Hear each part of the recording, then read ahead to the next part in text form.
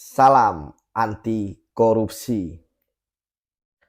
Ada pertanyaan dari teman ya, mengapa koruptor itu kok tersenyum ya ketika dia ditangkap?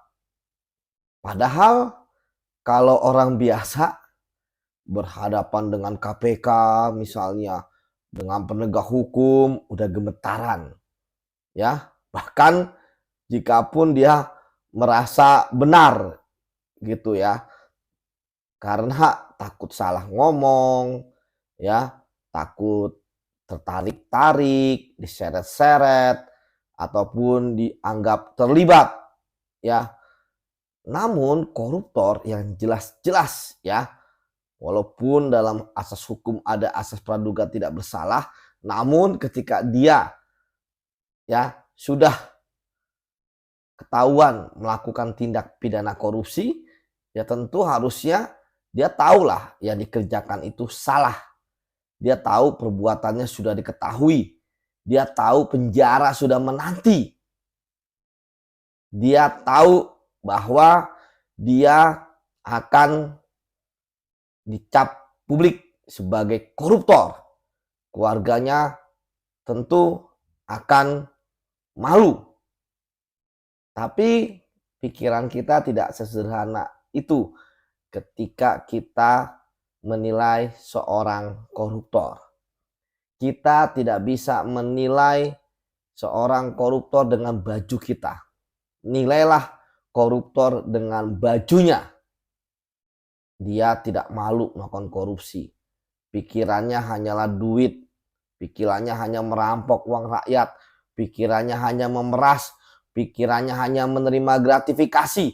Pikirannya hanya kaya tanpa peduli terhadap pekerjaan yang dilakukannya, tanpa peduli resikonya. Bagi dia, bagaimana cara mengumpulkan duit sebanyak-banyaknya dengan sifat rakusnya. Karena dia berpikiran ketika dia sudah tidak menjabat lagi, maka dia tidak akan mendapatkan uang.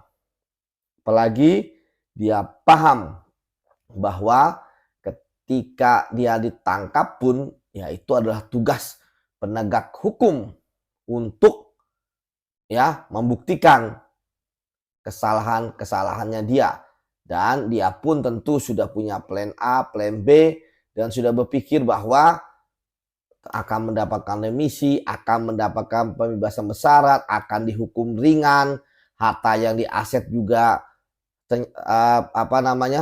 dia bisa disembunyikan, kemudian juga kasus-kasusnya pun juga mungkin gak semuanya, karena gak mungkin ada koruptor itu korupsi hanya 1 kali atau 2 kali, tapi dengan lihainya dia masih mampu membuktikan, karena dia tahu bahwa aset yang bisa disita dan dirampas itu adalah yang dinikmati atau diperoleh dari kasus korupsi yang ditangani dan bisa dibuktikan di pengadilan oleh penegak hukum, ya entah itu KPK, kejaksaan, seperti itu. Nah, sekarang ya kita bisa melihat bagaimana indeks persepsi korupsi Indonesia ya jeblok dari 2021 38 yang nggak bagus menjadi 34 di 2022. Itulah sebabnya ya kita berharap koruptor itu pada tobatlah. Jangan ya bermain-main dengan uang rakyat. Jangan ya mengambil uang rakyat, jangan memperkaya diri dengan uang yang nggak jelas, uang haram. Tapi sekali lagi, memang itulah kita tidak bisa ya mengukur, ya menilai seorang koruptor ya dengan baju kita. Demikian, salam anti korupsi.